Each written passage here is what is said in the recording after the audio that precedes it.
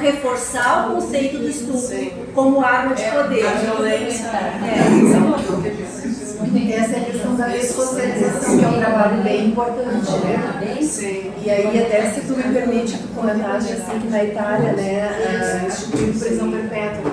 Nós não temos no Brasil essa instituição de prisão perpétua justamente porque a gente tem a ressocialização, é o plano da ressocialização, né? É esse instituto para que incentivar que o preso saia da cadeia e se regenere, que não... Sim, claro que a gente vai tentar se não vai morar na posse. Pessoal, eu posso ser sempre o último porque não me resta quase nada para falar, já acabou o tempo e eu já virei aqui um homicida das meninas. Não poderia falar, mas infelizmente eu tive que ser um pouco chato, desculpa, porque eu tenho que organizar um pouco o horário. Né? Eles têm horários. Me cabe fazer, você bem rápido, prometo.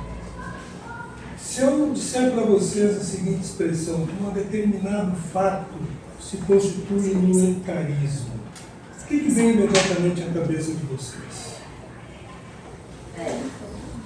Preconceito? Preconceito. Aqui nós temos dois grandes problemas. A palavra preconceito e a palavra idoso, que é o que ultimamente se usa. Eu estou olhando para vocês aqui e vejo, na imensa maioria de vocês, uma marca muito característica na testa. E imagino que vocês estejam olhando para mim e vendo essa mesma marca na minha testa. Que marca é essa? Não é ruga. É o carimbo de idoso que colocam na gente quando a gente completa 60 anos. Aos que completarem 60 anos, você vai receber esse carimbo também. É uma marca a ferro que fazem na gente, pura e simplesmente porque nós temos 60 anos. Ignorando que nós somos pessoas absolutamente diferentes. Eu não tenho as mesmas características e necessidades que a Léo e a Lina Ponta têm, problemas de saúde ou de vivências, nós somos pessoas absolutamente diferentes. No entanto, nós somos classificados unicamente como idosos porque passamos dos 60 anos. E quando nós falamos etarismo, que isso gera a expressão preconceito, é uma expressão que é utilizada da maneira errada também. Por isso que nós temos hoje nosso movimento Sociedade Sem Idadismo. Porque o idadismo, na verdade, ele é muito mais amplo do que idoso, velho. Ele permite que a gente trabalhe todas as idades. E hoje, inclusive, até em função desse erro, dessa pecha que a palavra idoso já carrega, o nosso próprio estatuto não é mais o estatuto do idoso, é o estatuto da pessoa idosa. E qual é a diferença? Por que a gente continua usando idoso? A pessoa idosa, ela traz a carga da palavra pessoa. Ela recupera em nós aquilo que nós temos de diferente, que é o nosso individualismo. Nós somos todos diferentes. Não podemos ser carimbados apenas como idosos, porque isso, inclusive, prejudica políticas públicas. Nós tivemos recentemente assistindo um filme que eu recomendo, quem não viu, que veja, chama-se O Último Azul, que é exatamente o que acontece com as pessoas quando elas simplesmente recebem do governo carinho de idoso, são jogadas fora. Ó, vão lá, a polícia recolhe até nos carrinhos bonitinhos, né? E jogam lá num lugar onde é para ver pessoas que não são mais úteis para a sociedade, não tem mais nada a ter. Esquecidos. Então, quando nós começamos a transformar e considerar a pessoa idosa, nós estamos, opa, não és diferente de mim. Tu tens necessidades diferentes das minhas. E nós temos que fazer políticas públicas para isso.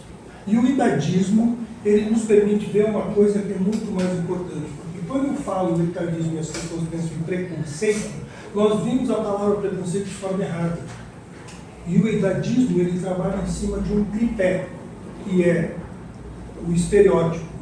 Que é aquilo que se forma quando nós somos crianças. São as ideias que as crianças formam quando, né, através da educação dos adultos. E aí, conectando, eu disse que eu ia conectar com a questão da educação, da infância, nós, através de falar em idadismo, não mais em etarismo, nós temos condições de começar a trabalhar uma mudança de educação já a partir da infância, da formação das ideias que as crianças começam a desenvolver. É quando alguém diz, vamos visitar a vovozinha, mas cuidado que ela está dodói, ela é doentinha, ela requer cuidados, não fica correndo, não fica falando alto, não fica...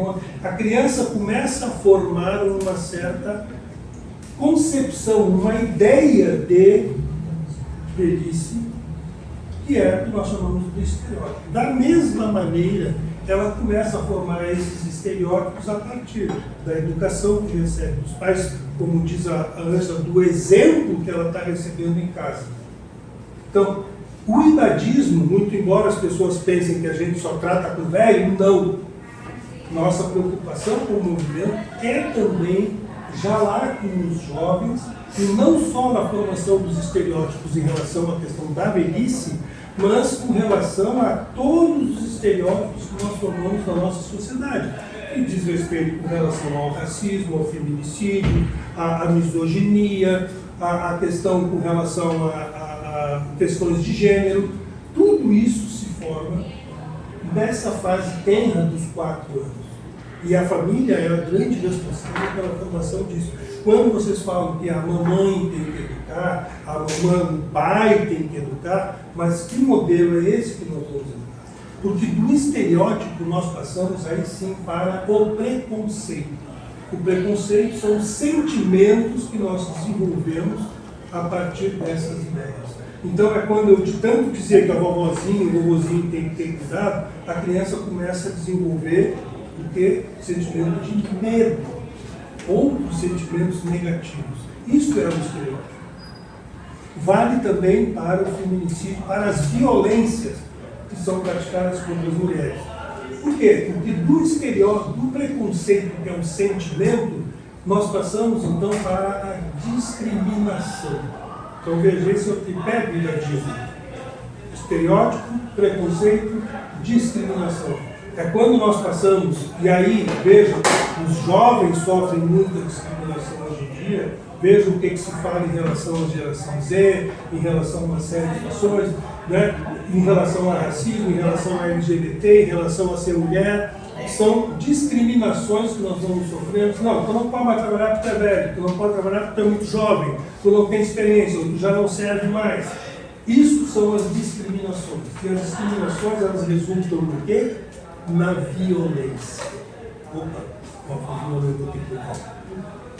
E a violência, ela é o ponto final desse tripé, que começa lá na base, quando nós formamos na cabeça das crianças os estereótipos, os conceitos a respeito, sejam eles bons ou ruins. É quando eu tenho um conceito de família em que eu vejo o papai batendo na mamãe e acho aquilo normal. Então, quando nós falamos em idadismo, nós estamos falando em tudo isso.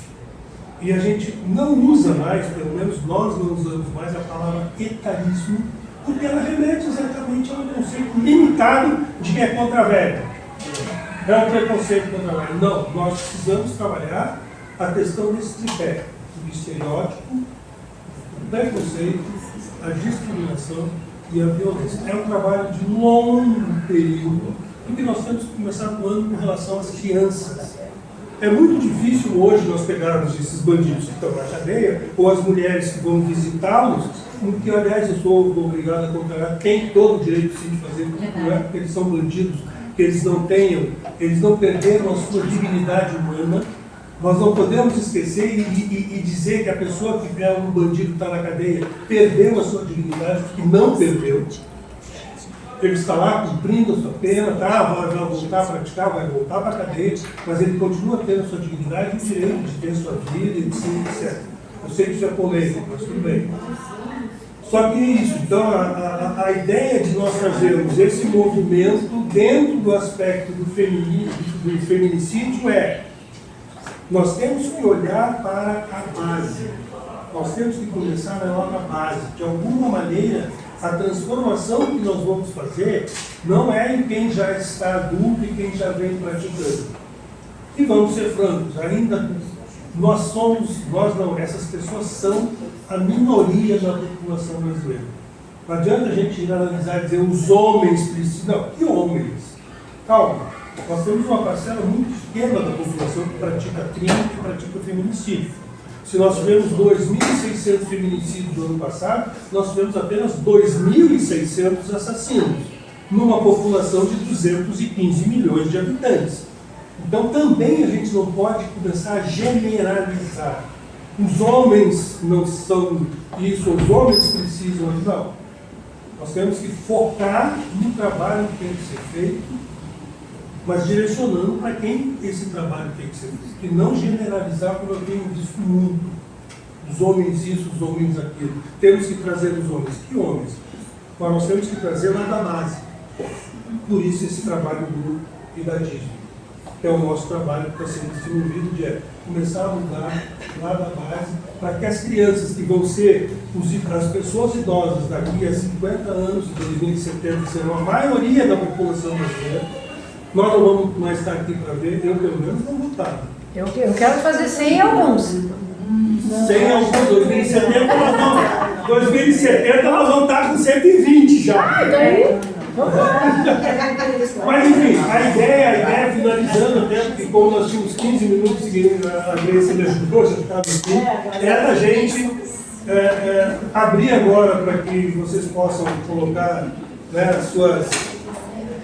as suas colocações, além daquilo que foi colocado ao longo do debate, mas aqueles que não se manifestaram, poderem colocar. Mas essa é a função do nosso movimento e por que a gente está inserido nessa questão do feminicídio também. Tá? Então, eu abro agora, terminando a minha participação, eu abro agora a palavra para quem quiser falar. O Adeli já pediu a palavra. Só para... Tá, o Adeli pediu ali a palavra. Eu só vou falar aqui, tá? Que eu escrevi aqui. O site é idadismo.net, tá? E o podcast é Como Criar um Mundo que Respeita as Mulheres. É o assunto, chama o podcast, da Natuza Neri. Tá? Coloca também o do livro da Metamorfose. O site é bem legal. O Adeli vai...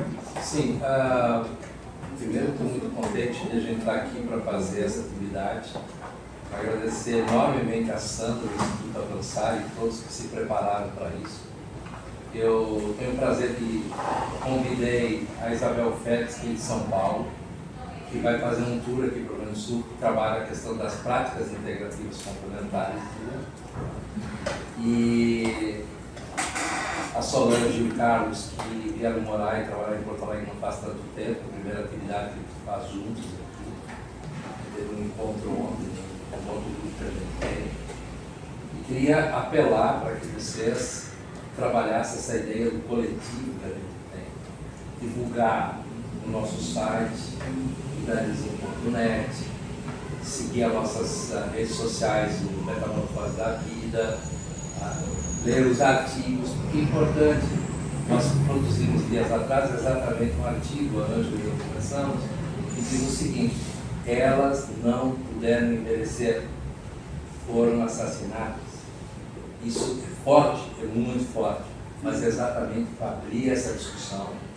Então, estou muito feliz de fazer parte desse grupo, desses grupos todos,